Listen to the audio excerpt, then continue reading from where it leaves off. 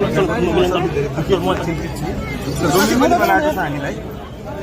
सम्पूर्ण हिसाबले यसको जिम्मेवारी राज्यले लिनुपर्छ। सम्पूर्ण हिसाबले राज्य असफल भएको र जनताप्रति गरिबप्रति निर्दयी भएको भन्ने कुराको एउटा ज्वलन्त उदाहरण हो, यो प्रमाण हो।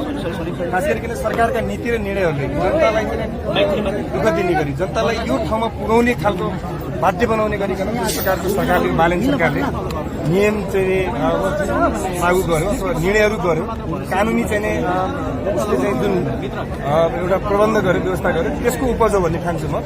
पछिल्लो समय यहाँको चाहिँ बाटोघाटोको अवस्था चाहिँ सुदृढ नगरिकन, जनतालाई चाहिँ कमाउने नबनाइकन, जनताको चाहिँ अवस्थालाई सुदृढ नगरिकन कर मात्रै थपर्ने र राजस्व मात्रै असुल्ने जुन प्रकारको जनताको ढाड सेक्ने गरी, अझ विशेष गरिकन गरिब जनताको होइन दुखीहरूको सुकुम्बासीहरूको ढाड सेक्ने, उनीहरूको ज्यान लिने गरिकन जुन नीति कानुनी चाहिँ प्रबन्ध गर्यो, त्यसको उपज हो भन्ने ठान्छु। यो राज्य असफल भएको छ। राज्य यसको जिम्मा राज्य लिनुपर्छ। राज्यले एक प्रकारले भन्ने हो भने नागरिकको हत्या गर्ने काम गरिरहेको छ यो सरकारले। तपाईहरु कसरी जानुहुन्छ? अब हामी कसरी गर्नुहुन्छ? यस्ता घटना, यस्ता खालका निर्णय, यस्ता खालका चाहिँ नीतिका विरुद्धमा हामी सशक्त ढंगले हाम्रो आवाजहरू बुलन्द गर्छौँ, हामी लडाइँ लड्छौँ। यसमा मानव अधिकारको अलिकति पनि ख्याल गरिएन भनिन्छ। मानव अधिकारको न्यूनता अधिकतमै हनन भएको छ। हिजो हामीले देख्यौँ भिडियोहरू है, त्यो चाहिँ घटना घटिसकेपछि जुन प्रकारले त्यसको रेस्क्यु गर्नुपर्ने थियो त्यसरी नगरिकन अपराधीले चाहिँ समाजमा त्यसरी घिसार्दै ल्याउने काम भयो।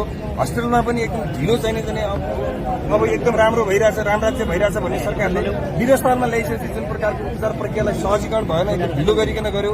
आफन्तहरूलाई भेट्न नदिने, बिरामीको अवस्था गोप्य राख्ने जस्ता खालका गतिविधिहरू गरे। यसले पनि राज्यको नियत एकदम स्पष्ट हुन्छ, शंकास्पद छ। राज्यले नागरिकको सेवा गर्ने, नागरिकको सुरक्षा गर्ने भन्दा पनि नागरिकलाई चाहिँ तहलाउने, भय सिर्जना गर्ने, त्रसित बनाउने र आफ्नो चाहिँ जुन प्रकारको अधिनायकवाद र तानाशाहको चाहिँ जुन इच्छा छ त्यसलाई चाहिँ जसरी गृहमन्त्री सुदन गुरुङ रातभरि यहीँ बस्नुभयो क्या, मन्त्रीहरू प्रधानमन्त्रीको सचिवालयका टिमहरू यहाँ आउनुभयो, एकदमै ख्याल गर्नु भएको रहेछ भन्छन्। यहाँ आएर के फरक पर्यो भने मान्छेको जीवनमा जोगिएपछि मान्छे बाँच्नु पर्यो नि, मान्छेले बाँच्न पाउनु पर्यो। यहाँ आउने कुरा ठुलो हो कि मन्त्री प्रधानमन्त्री अथवा प्रधानमन्त्रीका सचिवालयका मान्छे बाँच्ने कुरा। मान्छेले एउटा चाहिँ गणेश नेपालीले आत्मदाह गर्ने ठाउँमा कसरी पुग्यो, त्यसको चाहिँ जिम्मेवारी सरकार छ कि छैन? बालन सरकार छ कि छैन? बालनपछि प्रधानमन्त्री हुनुहुन्छ न, उहाँले ल्याएको नीतिका कारणले, उहाँले चाहिँ बनाएको कानुनका कारणले, उहाँले कारणले गएको होइन। महानगर चाहिँ जोसुकै होस् होइन, राज्यको निकाय हो नि त, त्यो उनीहरूको केही समझ छैन र महानगर अन्तर्गतका भएकालाई त डाइरेक्ट उहाँले चाहिँ चिठी काटेर चाहिँ तल यसो गरेर भनेको छ त छैन र? शिक्षा चाहिँ महानगरको चाहिँ महानगरको मातहतमा पर्छ त शिक्षा, स्कुल शिक्षा। तर त्यसका सन्दर्भमा त उसले चाहिँ चिठी काटेर यसो गरेर भनेको छ त भन्दा अल्टिमेटली जुनसुकै सरकार, चाहे स्थानीय सरकार होस् चाहे प्रदेश सरकार होस्, त्यसको चाहिँ छाता चाहिँ त्यसको अर्गनाइजेसन सरकारको संघीय सरकार हो नि। त्यस कारण यी सबै कुराको जिम्मेवार चाहिँ यो सरकार बालन सरकार हुन्छ। बालन सरकारले यसको जिम्मा लिनुपर्छ।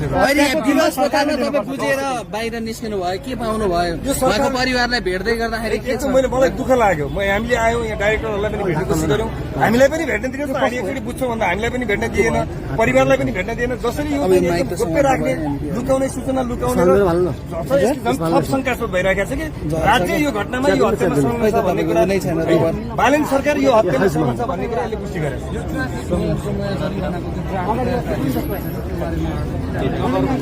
त्यही त भने यस्तै खालका